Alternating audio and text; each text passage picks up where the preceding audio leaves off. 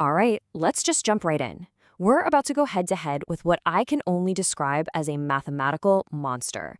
You know, the kind of problem that looks like it's straight out of a movie.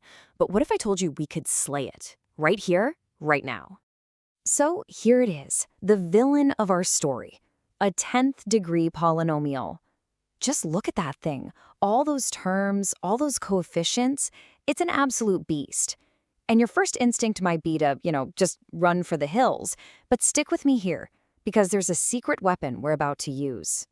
And that really is the million-dollar question, isn't it? When you're staring down this much complexity, where do you even start? Well, the answer isn't about being some kind of human calculator. It's about having the right tool for the job. To take this thing down, we're going to use what I like to call a root-finding machine. Now, it's not a physical machine with gears and levers, of course. It's a really clever mathematical process that's designed to systematically break down problems just like this. So, what is this machine really? It's an iterative process. Fancy words, right? But all iterative means is that we're going to do the same simple calculation over and over and over again. And each time we run it, we're basically chipping away at the problem, looking for a hidden pattern that's going to help us crack this whole thing wide open. And the process itself? Oh, it's actually beautifully simple. Just 4 steps. First step, we set a little counter, we'll call it k, and we start it at 0. Second, we run a specific calculation using all those coefficients from our monster equation. Third, we write down the result, and finally, we just add 1 to k and do the whole thing again. That's it. That's our machine in action. Okay, team, the investigation officially begins. We've got our machine all warmed up, we know the instructions, so let's fire this thing up and see what it spits out for that very first value, k equals 0. And would you look at that? After our first run, the result is 0. Okay, is that a fluke, a one-off, or are we onto something here?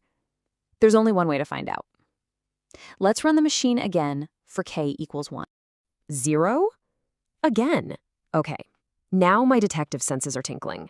Twice in a row is not a coincidence, it's a clue. Let's speed this up a bit. For k equals 2, you guessed it, 0. We have definitely got a pattern here. K equals 3, still 0. How about 4?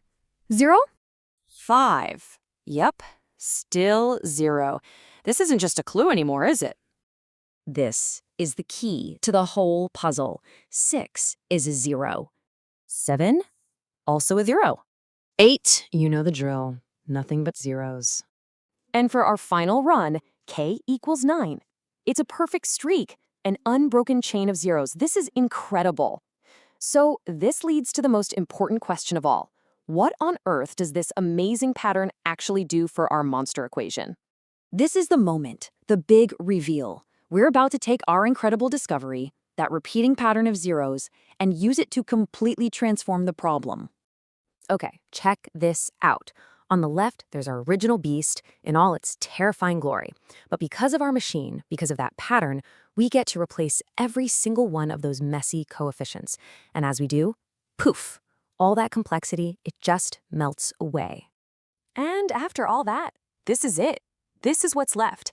That mathematical monster has been shrunk down to this one beautiful, simple line. X to the 10th power equals 0. We did it. We actually solved it. So, we've got our answer.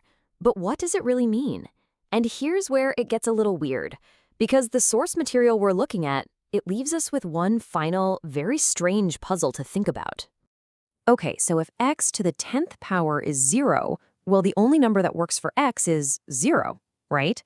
But since it's to the power of 10, mathematicians have a cool term for this. They say 0 is a root with a multiplicity of 10. Basically, it's the same answer, just repeated 10 times. It's clean, it's elegant, but, and this is a big but, the original document doesn't exactly stop there. This is where things take a sharp left turn. The very last line from the source paper says this. It concludes that -1 is a root multiplicity of 10. Now wait a minute, that completely contradicts the beautiful, simple solution of 0 that we just worked so hard to find. So what is going on here? So where does that leave us? Is this some super advanced mathematical puzzle that we're just not seeing? Or could it be a simple typo in an otherwise brilliant piece of work? You know, it's a pretty fascinating final thought. It just goes to show you that even when you have this incredibly powerful process that can tame a monster, that final step, getting the details right, is absolutely everything.